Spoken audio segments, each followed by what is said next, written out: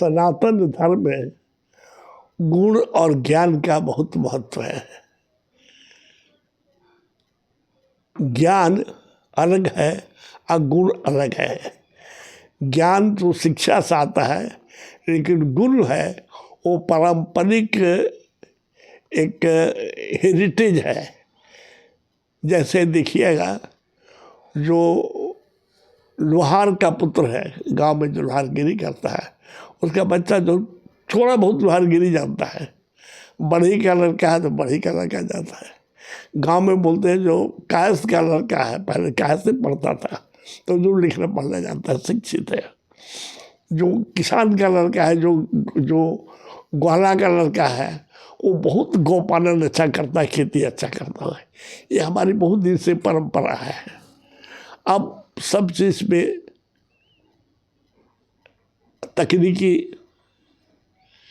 विशेषज्ञों की भीड़ हो चुकी है।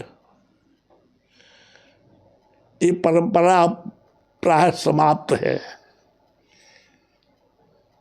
पहले गुण से होता था काम, हाथ से काम होता था, गांव के भट्टी में लोहा बनाया जाता था। बहुत तरह का जो घरेलू सामान का तौर तरीका अलग था। सीधा साधा शीशम के पेड़ लाइए, पलंग बना लीजिए, कुर्सी बना लीजिए। अब तो जमशेदपुर में अगर जाए तो दिखेगा कितना दुकान है। एक एक दुकान का भाड़ा 2 लाख 3 लाख रुपया है, और बहुत सा दुकान खुला हुआ सिर्फ कुर्सी टेबल के लिए। फर्नीचर का दुकान खुला है, लोग खरीदता है। लेकिन हमारा जो गुण है भारतीय संस्कृति में, वो आगे नहीं बढ़ रहा। अभी भी अगर आप खाने पीने के लिए सामान के लिए जाइएगा तो आप जितना भी बना लीजिए खाने पीने का सामग्री, लेकिन पुणे की साक्षी में अगर जाए तो किस दुकान का बहुत बड़ा महत्व है, बोले भोला महाराज का, फकीरा का चनाचूर, अब श्रेष्ठ का चूरा है, या चप्पल भोग हो गया है, गणगौर हो गया है। उसी तरह से पूजा की बात रहती है कि साहब आपको भगवान शिव का आराधना में कहाँ अच्छा पूजा होता है। पूजा तो हर घर में होता है, मंत्र वही है, उसका थोड़ा तौर तरीका ज़्यादा मेडिटेशन से। तो सब बातें इस मंदिर की कोई मंदिर की बात आती है। भजन की बात है तो काली जी का भजन बहुत बढ़िया है, सोमवार को, आखिरी सोमवार को है, मनोज तिवारी आ रहे हैं। मंदिर की बात हुई और मंदिर में जाएगी, वो भुवनेश्वरी मंदिर स्वरूप आदि साहब ने इसको स्थापना में काफ़ी मदद किया था। अप्पा मंदिर में जाए तो शंकर साहब का नाम आता है। राम मंदिर कहीं न कहीं किसी का नाम उसमें जुड़ा हुआ है, चूँकि गरीब भूमिका अदा करना है। ये मेरे सनातन धर्म में, हमारी संस्कृति में, परंपरा में है।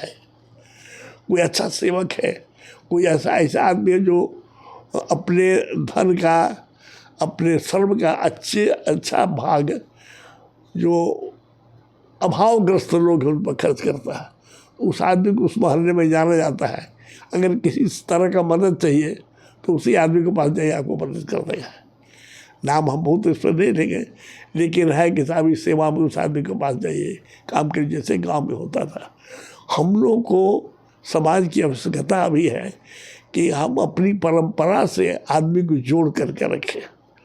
परंपरा जिस दिन छोड़ दीजिएगा उस दिन आप बहुत ही अपने को विकसित करने में संभव नहीं पा सकते हैं। अभी जमशेदपुर में कभी कभी बात होती है, हम आदितपुर में रहते हैं, कि मारवाड़ी लोग बहुत अच्छा बिजनेस करता है। देखिए ना, कारखाना भी आदितपुर उन्हीं लोग का जाते हैं। जो राजस्थान छोड़ के सैकड़ों वर्ष पहले आया है, तो भी उसके राजस्थान छोड़ के आया, वहाँ तो खेती बाड़ी नहीं होती थी उस जमाने में। उसको तो व्यापारी करना था, उसी मुनाफा से उसको काम करना था, उसी मुनाफा से अपने को सामाजिक व्यवस्था करनी थी, उसी मुनाफा से उसको धर्मशाला बनाना था, उसी मुनाफा से गौशाला बनाना था। क्योंकि वहाँ गाय ज़्यादा थी और यहाँ गाय के लिए गौशाला बनाना है। लेकिन मेरा अब जो जानकारी है, उस जानकारी के अनुसार यह जो सब जाति बोलिए या जिसको सीधी भाषा में लोग मारवाड़ी लोग बोलता है, अपने गांव में, अपने स्थान में, राजस्थान में जिस गांव से क्षेत्र से आए हैं वहाँ पर उनकी अपनी पहचान बनी हुई है।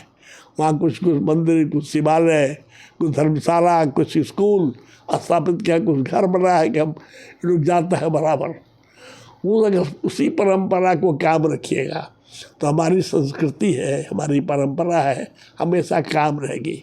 हम अपने आज अचानक हिंदुत्व की भावना बढ़ गई है, जय श्री राम का नारा ज़्यादा लगने लगा है, पूजा पाठ ज़्यादा होता है। अचानक क्यों भाई? ये तो हमारी परंपरा के अंग है, हमेशा होना चाहिए। अचानक वृद्धि, अचानक कमी, वो तो सावन भादों का नदी का फाड़ा जाएगा। इसलिए एक हमारी जो परंपरा है, हमारा साहित्य है, हमारा धर्म है, हमारी मान्यताएं हैं, हमारी उन मान्यताओं को कायम रखने के लिए ज़रूरी है कि हम अध्ययन करें किस रूप में हम अपने समाज को समुचित रूप से विकसित करें। इसके लिए हर जगह अभी सावन का, जैसे सावन का महीना है, इस महीने में शिव को समर्पित महीना है। इस महीने में सभी लोग करीब करीब शाकाहारी रहते हैं। सोमवार को तो मंदिरों में बहुत भीड़ रहती है। इस महीने में अवश्य मंदिर जाइए, घर में पूजा करिए।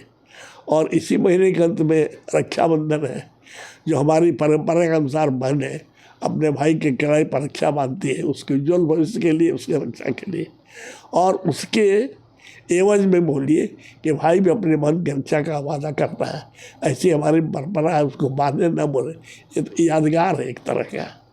इसे अपनी जो परंपरा है, भारतवर्ष की परंपरा है, उसको लगातार उसको पालन करने के लिए उसमें निरंतरता रहनी चाहिए।